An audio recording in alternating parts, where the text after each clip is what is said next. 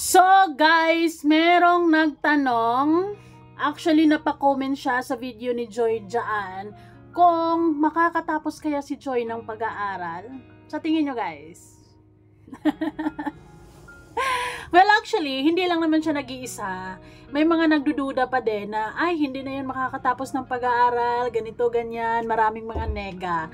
'Di ba? Kumbaga, parang sila yung tipong tao na alam nila yung future. Guys, only God knows what tomorrow comes. Okay? Anyways, bago ang lahat, don't forget to support and subscribe Kuya Val Santos Matubang at Aid na Vlog Kalingap Rab. At sa lahat ng Team Kalingap, syempre guys, salamat sa support at pagmamahal nyo sa aming mga Kalingap reactors. And syempre, sa mga gustong order ng ating sabon, subukan nyo. Just message me sa aking FB, Miss M's Life. Baka yan na yung sabon na hinahanap-hanap mo at doon ka na mahiyang. Anyways, siyempre, pag-uusapan natin walang iba, ang joy ng buhay ni Kalingap Dan. Ang joy ng buhay ng mga nagmamahal ng Dan Joy. Siyempre naman. So, dito masasabi ko kay Joy talaga, she is happy now. Masayang-masaya ang puso niya ngayon, masayang-masaya siya nag-aaral, masayang-masaya siya dahil gustong-gusto niya naman yung mag-aral siya na bilang nursing, di ba? Kumbaga, parang bata pa lang siya. Sa puso niya, gustong-gusto talaga niya maging nurse. Gustong-gusto talaga niya makatulong sa mga tao. So, ngayon, tinatrabaho na ni Joy. Sa mga nagtatanong, guys, kung makapagtapos ba si Joy ng pag-aaral? Oo naman. Sa ganyang mindset, sa ganyan kadeterminado, sa pag-aaral, sigurado makapagtapos ng pag-aaral. Imagine niyo, this year, magsisikan year college na yan, tao na yan. So, bali, 2-3, o palagay natin, 4 to 5 years from now, ay maging ganap na nurse na yan. Ay, manifesting na kayang-kayang labanan ang lahat ng mga pagsubok sa buhay. Siyempre, mapajoy man o kung sino man dyan in general, tayong lahat bilang isang normal na tao, may mga kanya-kanya tayong laban sa buhay. Sana ay makayanan nating lahat at kaya nating sa kabila ng lahat maging positive pa din. Pero kay Joy, nakikita ko talaga sa kanya yung pagiging determinado niya, yung pagiging focus niya, yung gustong-gusto niya yung ginagawa niya. Yung kumbaga, dreams do come true talaga, or talagang, gustong-gusto niya yung kurso niya ngayon. Kasi mapapansin mo sa kanya, guys, mostly sa mga estudyante haggard, pero itong tao na to, napaka-fresh lang. Bukod kasi sa, alam naman natin na masayang-masaya ang puso niya ngayon because of course, she has this vitamin D, vitamin Daniel, vitamin Kalingap Dan, ayun. Wait, baka hindi Daniel yung yung pangalan ni Kalingap Dan. Comment down.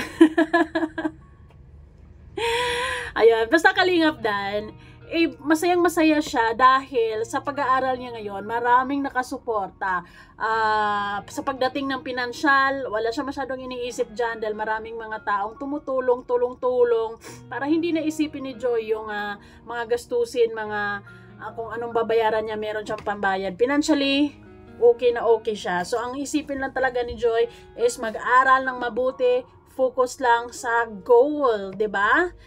So, yes, I believe na makatapos talaga si Joy ng pag-aaral because gustong-gusto niyang makatapos, 'di ba? Because ayun yung pangarap niya para sa sarili niya, para sa future, para sa pamilya niya. Yes, kasi yung mga inspirasyon ni Joy ngayon, mga bigati ng inspirasyon ni Joy sa buhay niya ngayon. Kaya malaki ang tiwala ko sa kanya na makatapos talaga siya ng pag-aaral no matter what, kung ano sabihin ng mga bashers. She is now really enjoying the life na meron siya ngayon. It's God's gift. Dan Joy is a blessing indeed. And Joy is sobrang masaya lang siya sa punto ng buhay niya ngayon. 'Di ba? Ngayon, kita nyo naman yan, napaka-kalmado lang. Ay, sana all.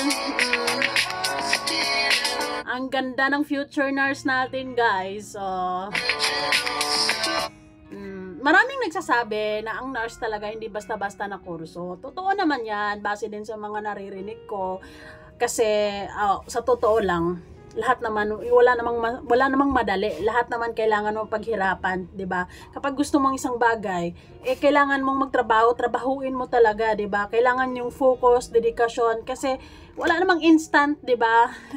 Pero ngayon, kay Joy, I believe na mas magaan yung pag-aaral niya ngayon, mas masaya, kalmado lang, maayos lang, 'di ba? Ganon. Kasi syempre, pagdating sa financial, meron siyang source, 'di ba? Source of hindi na niya poproblemahin yung renta, yung tuition, 'di ba? So unlike sa mga ibang estudyante na talagang iisip-isipin pa 'yon.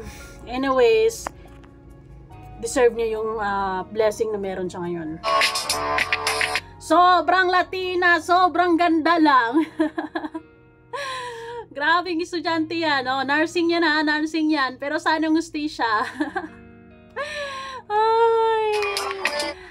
I believe kasi kaya ganun yung aura ni Joy because kumbaga yung pangarap niya, yung gustong-gusto ng puso niya, yung gustong-gusto niyang gawin is she's able to do it now, 'di ba? Na smoothly and maraming taga-suporta, maraming bumilib at masaya para sa kanya. So she is happy too. Sobrang ganda. Walang bakas ng pagiging haggard ang isang estudyante na to. Sabi nga ni Kalinga Prab, ito yung estudyante, ito yung nursing student na happy lang, smiling lang. Napaka-positive kasi talaga ng tao ni John, ng tao na to. Napaka-positive din kasi ng pag ano niya sa buhay, 'di ba?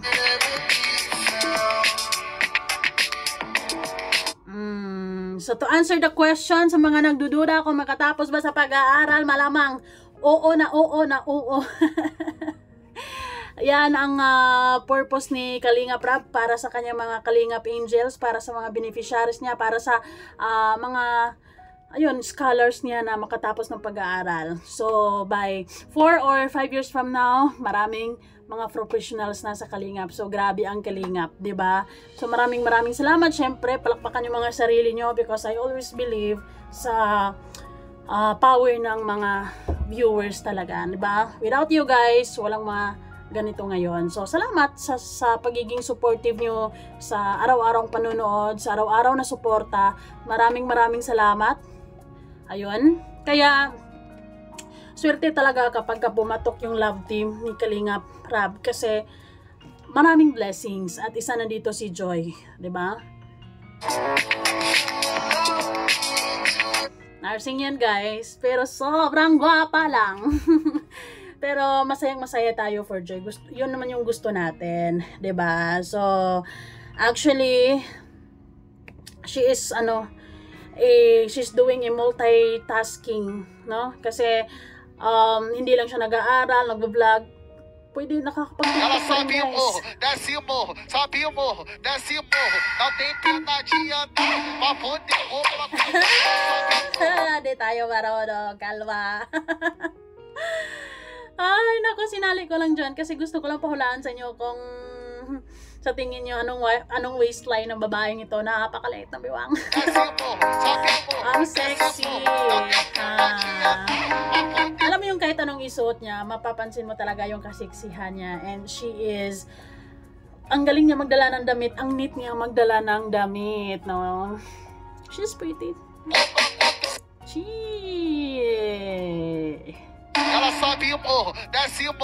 Ayan. So ako naniniwala talaga ako kay Joy na kayang-kaya niyang lagpasan ng mga hamon sa buhay. Kayang-kaya niya maging given na yung si Kalingap Dan is supportive para sa kanya, gustong-gusto din siyang makatapos. Kaya sigurado ako na talagang she is our future nurse.